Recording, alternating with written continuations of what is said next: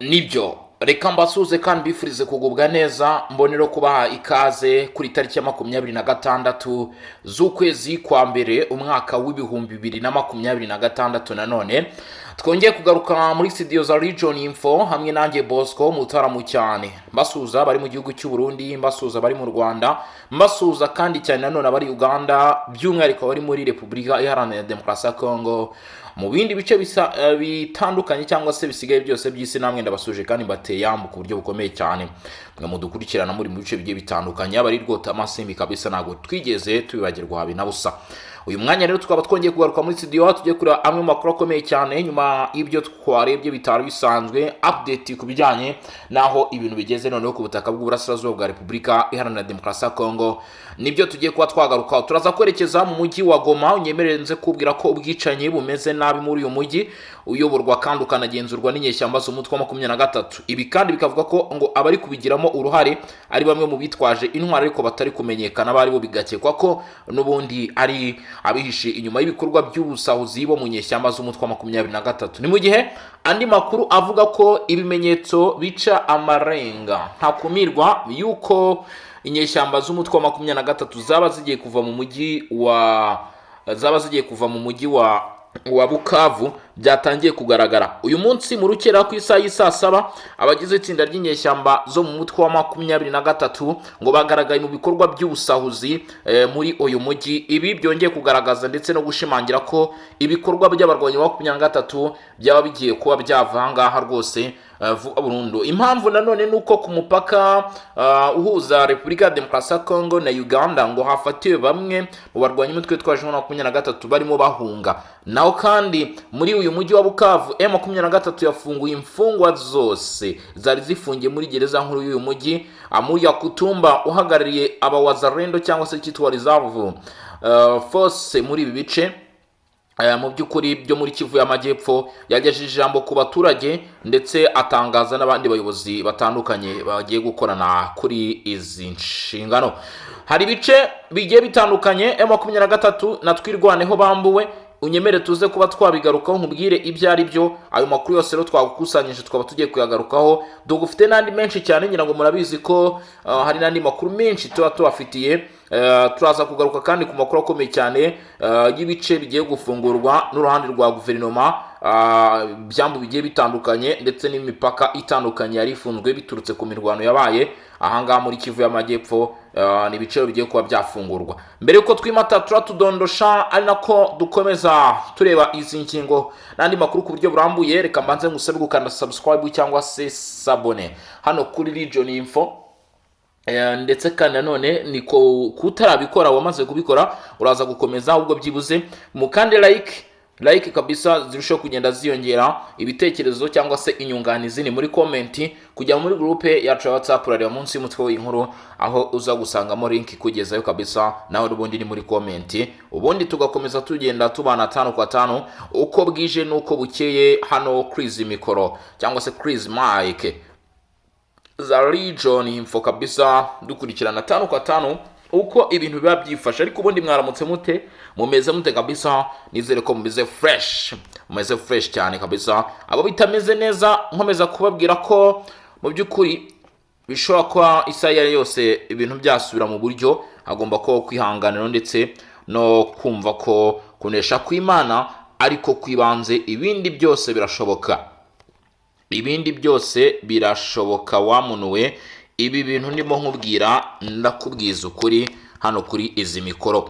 Reka aya makuru rero tuyahere ku mahano amarorerwa ari kugaragara ahangaha aho bita mu mujyi wa Bukavu. Ibi bintu biri kugaragara mu mujyi wa Bukavu rero bisa nk'ibyagaragaye ubwo M23 yari irimo ineshwa iva mu mujyi rwose iva mu mujyi wa Uvira. Nibyo nibimenyetso simusiga byagaragaje ko izi nyeshyamba zari zigiye kwava.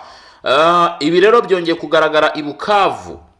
Naho kandi ikindi kintu ugomba kuba wamenya ni mu gihe n'ubundi ubuyobozi bw'intara Kivu y'Amajyepfo buyobowe na Guverineri Jean-Jacques Sadiki Purusi barutse gutangaza ko iyi myanya ya Bukavu byanze bikunze bidashidikanywaho vuba bidatinze igomba kuba yamaze kugera mu maboko ya coalition y'Kinshasa. Ibyo byose nibikomeje kugenda bimenyekana. Ubu rero amakuru atugeraho cyangwa se byinshi muri gutangazwa biravuga gute? Amakuru aravuga yuko kugeza uyu munsi Bukavu ku isaha 7 z'ijoro mu mujyi wa Bukavu rwose ngo havuzwe ibikorwa by'ubusahuzi bikabije kandi byateguwe biri kubera aho bita Muhumba. Agace bita Muhumba gasanzwe ari agace kagaragaramo inganda ikitwa TP Industrial. Ngo ibi bikorwa by'ubusahuzi rero byabere muri aka gace bita Muhumba uyu munsi ku isaha 7 mu rukera rwo kuri itariki ya 26 ngo byakozwe n'inyeshyamba z'umutwe wa 23 ngo basahuye karahava batwaye mu mamodoka batwaye mu ntoki. Ariko hakaba hari amakuru avuga ko ngo ibi bintu byasahuye bivuga ko ngo biri kujyanwa mu Rwanda binyuze ku mpaka wa Rusizi. Ngo ibikorwa by'ubusahuzi bibaye mu gihe inyeshyamba zirimo zitegura kuva mu mujyi wa Bukavu ngo ni ibintu bikomeje guteza impungenge zikomeye ku mutekano w'abaturage ndetse n'ibyabo. Aya akaba ari amakuru avugwa n'uruhande mu by'ukuri rw'abaherereye muri ibi bice bagaragaza cyangwa se bongeye kwerekana ko ibikoko byaba ngo birimo biraba bikaba byabereye mu gace bita Muhumba. Inyeshyamba z'umutwe wa M23 dukurikije mu by'ukuri bamwe mu bayobozi cyangwa se bamwe mu bavugira izi nyeshyamba navuga ko kugeza kuri iyi saha cyangwa se kuri uyu munota mu by'ukuri nta bundi busobanuro bigeze batanga ku ruhande rw'aya makuru yatanzwe ndetse n'uruhande rw'u Rwanda ntabwo rwigeze ruhakana cyangwa ngo rwemere niba koko ibyo byasawe byaba byinjiye muri iki gihugu. Ariko ngo inyeshyamba za M23 ngo zimaze no kurekura imfungwa zari zifungiye muri Bukavu hano. Bamwe mu bagize ayo matsinda batangiye guhunga berekeza aho bita Kampala cyangwa se Kampala. Amakuru akavuga ko bamwe muri abo bafatiwe ku mupaka wa Gatuna uri hagati y'u Rwanda n'Ubugande. Ngo bigaragaza ko mu by'ukuri ibintu biri gutegurwa bifite imbaraga zikomeye cyane ndetse ngo ibi bigaragaza urugendo n'umusozo w'izi nyeshyamba muri mujyi wa Bukavu ku mugaragaro. Ariko ngo bagasiga batejemo ibibazo nk'ibikorwa byo gufungura izi mfungwa ngo bikekwa ko bishobora gukongeza cyangwa se gutera ikintu gikomeye cyane gishobora kugira ingaruka. Ati Bukavu abanyarwanda bafatanyije n'inyeshyamba barekuye imfungwa zari zifungiye muri gereza nkuru ya Bukavu. Ngo ibikorwa byo gusenya no guhungabanya umutekano bari barasezeranyije byatangiye ngo kuko bari gushaka guteza akajagari n'akavuyo muri uyu mujyi. Ati turifuza ko Wazalendo basanzwe bari imbere mu mujyi bakomeza kuba maso barinda umutekano kandi bafata ingamba zikwiye zo kurengera abaturage n'ibyabo. Ngo ibi rero biri gukorwa mu rwego rwo kugaragaza ko bo mu busanzwe nta kibazo cyari gihari. Mu gihe baramutse bahavuye hari imfungwa nk'iziye kuwe hari ibikorwa nk'ibi by'ubusahuzi abaturage bavuga bati dusizwe iheruheru umujyi uraza guhinduka akajagari n'akavuyo. Ibi rero biraza guhita bigaragaza ko ikibazo cyaba kiri ku ruhande rwa guverinoma kuko rwo yari rwamaze kwinjira. Ariko ibi ngibi itangazamakuru rikaba ryatangiye kubigaragariza isi yose kugira ngo hatazabaho gushidikanya nk'uko amakuru atugeraho. Ngo mu by'ukuri nyeshyamba bari ku imfungwa muri gereza nkuru ya Bukavu ngo ibyo byari bisa nk'ari isezerano. Ati turifuza ko Wazalendo baza bagakontorora ibintu bitaraba akajagari. Ana amakuru akomeje kugenda amenyekana rero.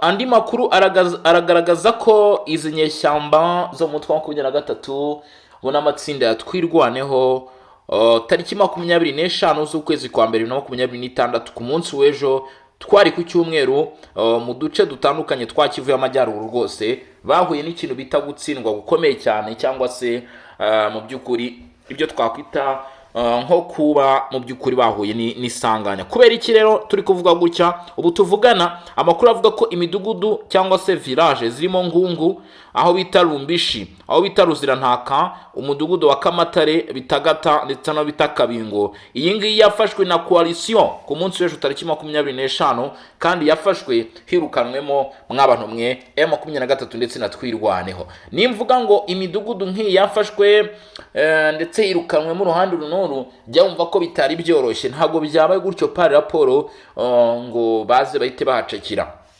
Abanje kuba ikintu bita fight cyangwa se imirwano. Biravuga kuri intwaro nini ndetse n'into yazumvikanye bisasu rimereye byaje kumvikana muri utu duce biza kurangira uru ruhande rwa koalisiyo 23 rutsinzwe rusubira inyuma, bityo imidugudu Ngunguru, Mbishi, Ruzirantaka, Kamatare, Bitagata, Kabingo ihita ijya mu maboko ya FARDC, kote FARDC. Ubwo ngubwo urugamba rero ngo rwagizwemo uruhare cyane cyane na Wazalendo, FARDC, ndetse bikavuga ko n'ingabo z'u Burundi zitari zasigaye inyuma. Ibi ni intambwe ikomeye mu kugarura umutekano n'ubutegetsi bw'igihugu muri aka karere ka Kivu, ndetse bikaba bivuga ko ibi birimo biragenda bikorwa ku bufatanye kandi ngo bidateze kuba byahagarara vuba aka kanya, ngo araza gukomeza mu operasiyo agamije kugenda bongera kwisubiza uduce. Ari nabyo rero bigenda bikorwa uko kugenda habaho kwisubiza uduce tugiye dutandukanye, ntabwo birimo biragenda bigarukiraho gusa, ahubwo nta kindi harimo no kubaho ko mu by'ukuri hari n'izindi ngamba zikomeje kugenda zikorwa, hari izindi ntambwe mu by'ukuri zirimo ziragenda zubakwa cyangwa se zigerwaho. Ibyo byose akaba ari byo tugomba gusuzuma cyangwa se kurebera hamwe tukareba uko bizifashe. Niyo mpamvu tugiye kwerekeza ku makuru yandi akomeje kugenda amenyekana no muri Kivu y'Amajyepfo, hano muri za Uvira. Ni amakuru yamenyekanye kandi akomeye cyane, ni impinduka zabayeho nyuma y'amategeko navuga ko yarashyizweho cyangwa se amavugurura. Hari ibindi rero byaje kuba bikorwa muri utu duce. Reka rero nabyo tubirebere hamwe, ariko ngenda mbibutsa ko mugomba kunyarukira kuri Barore TV mugakanda subscribe. Reba kuri page yacu uraza ku scrollingaho gato urahita uyibona, hanyuma ukandeho subscribe. Ikindi kintu cy'agaciro cy'ingenzi, nyarukira muri group yacu WhatsApp cyangwa se utanga igitekerezo cyawe n'inyunganizi ku makuru tugenda tukugezaho. Ubu amakuru atugeraho aravuga yuko byihutirwa leta ya Kinshasa yafunguye imipaka yo mu mazi ku kiyaga cya Tanganyika ihuza Repubulika ya Demokarasi ya Kongo n'ibihugu by'u Burundi, Tanzania ndetse na Zambia.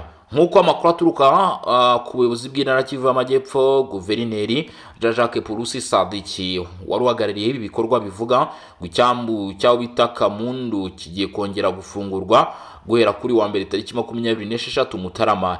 Imirimo irakomeza gukora, haba kubava muri Repubulika ya Demokarasi ya Kongo bajya mu Burundi, haba kuva mu Burundi bajya muri Repubulika ya Demokarasi ya Kongo, haba kubava mu Burundi bajya Tanzania, kubava Tanzania bajya mu Burundi, kubava muri Repubulika ya Demokarasi ya Kongo bajya Tanzania, kubava Tanzania bajya muri Repubulika ya Demokarasi ya Kongo, ukongeraho n'izo ngendo n'ubundi nanone nk'izo ngizo zo kugenda no kugaruka mu by'ukuri nuvaza binjira n'abasohoka hifashishijwe iki cyambu cya Kamundu ndetse n'ibindi bizambu bihuza Zambia, Burundi, Tanzania ndetse na Repubulika ya Demokarasi ya Kongo.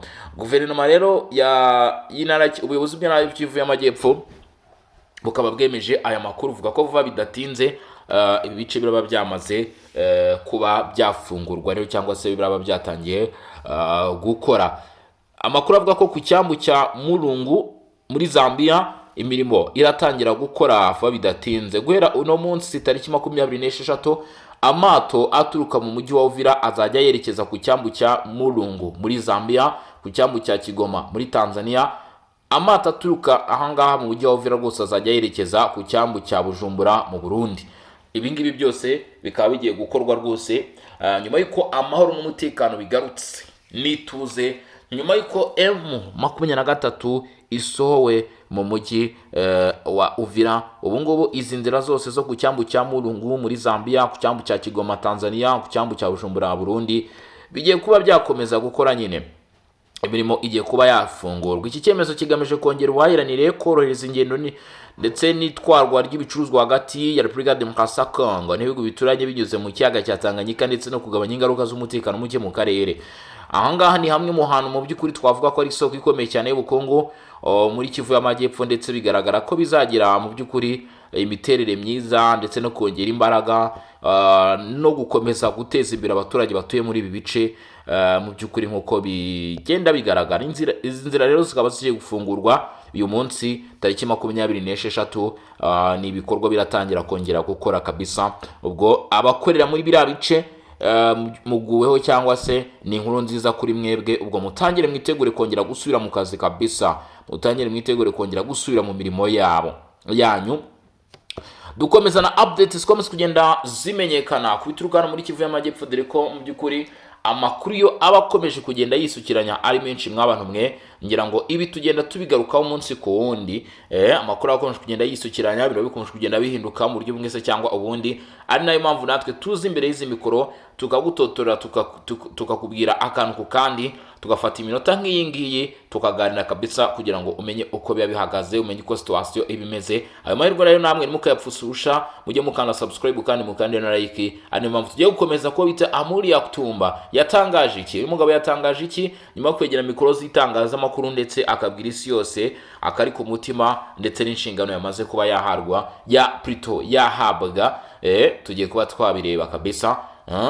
Reka dusimbukire rero no kuri aya makuru agaruka ku uyu mugabo bita Amuri Yakutumba. Mu ijambo yagejeje ku baturage b'Uvira, Jenerali wa Wazalendo Amuri Yakutumba yatangaje ko yazamuwe mu ntera ndetse agirwa umuhuza w'intara, coordinateur provincial w'ingabo z'igihugu z'inyongera, Reserve de l'Arme mu ntara ya Kivu y'Epfo. Ubwo no kuvuga ngo ahagarariye abitwa Wazalendo, n'umuhuzabikorwa wa Wazalendo, amatsinda agiye atandukanye, amakipe agiye atandukanye, ni uzajya akurikirana ibikorwa byayo hanyuma mu by'ukuri akayorganiza. Yazajya yunganirwa kandi ngo na General Makaniki ndetse na General René Itombwa bazakorana muri ubwo buyobozi bw'izo nzego mu rwego rwo kurushaho guteza imbere ibikorwa by'umutekano. Niba wifuza rero mu by'ukuri amakuru menshi ku bijyanye n'izi nyandiko, reka mbwe ko tukomeje kugenda tuyagukusanyiriza. Aya ngaya ni amakuru yavuzwe rero, ni ibyavugiwe mu ruhame. Yatangaje amagambo menshi, aravuga ati dufite intego nyinshi. Yavuze ati Wazalendo twebwe ntabwo tuzahagarara gushaka umutekano w'igihugu cyacu ndetse n'uburenganzira ku butaka bwacu, ati kugeza umwuka wacu wa nyuma. Ati kandi niyo bizagenda gutyo hari abandi bazaza badusimbure paka izi nyeshyamba za 23, paka imitwe itwaje intwaro havuga ko ari ibihugu by'amahanga ikuanga ku butaka bw'Uburasirazuba bwa Kongo. Ati nabandi bibe uko nguko. Ati mfatanyije kandi na General Makaniki na General René, ati twiteguye kuzuza inshingano zacu twahawe ndetse no kubw'icyizere twahawe, tukabasha mu by'ukuri gukora ibikorwa byiza kandi biteza imbere igihugu. Uwo nta wundi no bita Amuri Yakutumba, agaragaza rwose cyangwa se yerekana uburyo ki mu by'ukuri izi nshingano yahawe we yaba yiteguye kuzikurikiza cyangwa se kuzishyira mu bikorwa. Urumva ko kabisa avuga ati nge ndi ready, nge nditeguye, ati ndi tayari cyane. Reka nkubwire ko rero tugiye no kureba ku yandi makuru akomeye cyane mbere ko dusohoka hano muri studio. Nyemerere tunyarukire muri aya makuru ibikomeje kugenda biba. Hari imyanya kugeza uyu munsi cyangwa se nta nubwo ari ahantu hake, tumwe mu duce tugenzurwa n'inyeshyamba z'umutwe wa 23 by'umwihariko muri Kivu y'Amajyaruguru, bimwe mu bice uyu munsi byo muri teritwari ya Masisi biravugwamo ibintu bitoroshye cyane. Nk'ubu ngubu tugiye kunyarukira mu mujyi wa Goma, nkubwire inkuru yamenyekanye, inkuru iteye agahinda, kuko ibintu nk'ibi ngibi ntabwo byari bikwiye kuba bigaragara ku nyeshyamba nka 23 zivuga ziti twahagurutse cyangwa se twafashe intwaro kugira ngo turengere uburenganzira bw'abaturage, ariko ugasanga barimo barashinjwa ahubwo kuba bari kuvutsa abaturage uburenganzira bwabo. Ese mu by'ukuri ibibazo bizakemurwa gute cyangwa se bizabasha guhanduringwa gute? Nibyo tugenda twibaza, ndetse mu bigaragara abenshi bakavuga bati hari izindi ntambwe zikwiye guterwa, hari izindi ntambwe zikwiye kuba zaterwa mu by'ukuri zikabasha kuba igisubizo cy'iyi ntambara, mu gihe bigaragara ko mu by'ukuri kabone n'imirwano itaba, mu by'ukuri ntabwo habura abahura n'uruva gusenya, ntabwo habura abahura n'ibibazo, ahubwo ni ngombwa ko iki kibazo cy'inyeshyamba kirangira burundu kikaba cyakemuka. Biraza kugenda bitereka tunyarukire kuri nkuru turebe. Ni mu mujyi wa Goma, umugore ngo yishwe arashwe iwe mu gace kaho bita Kasika. Ibi byabaye mu gitondo cyo ku cyumweru ku munsi w'ejo hashize tariki 25 Mutarama uyu mwaka 2026, ubwo abandi barimo rwose bitegura kujya kwerekeza mu masengesho. Uyu ntabwo byamukendekeye neza. No mugore wari ufite imyaka igera kuri 54 y'amavuko ngo yishwe arashwe n'abantu bitwaje intwaro mu rugo rwe ruherereye mu gace kaho bita Kasika muri komini ya Karisimbi hafi ya chapelle ya Sepase Baraka ya Munani. Abatangabuhamya bavuga ko ahagana saa 10 za mu gitondo, ubwo urumva ko biba biri mu masaha mu gitondo zishyira saa 4 za mu gitondo, hagati aho ngaho ngo abantu bitwaje intwaro bambaye imyambaro ya gisirikare binjiye mu nzu ya madamu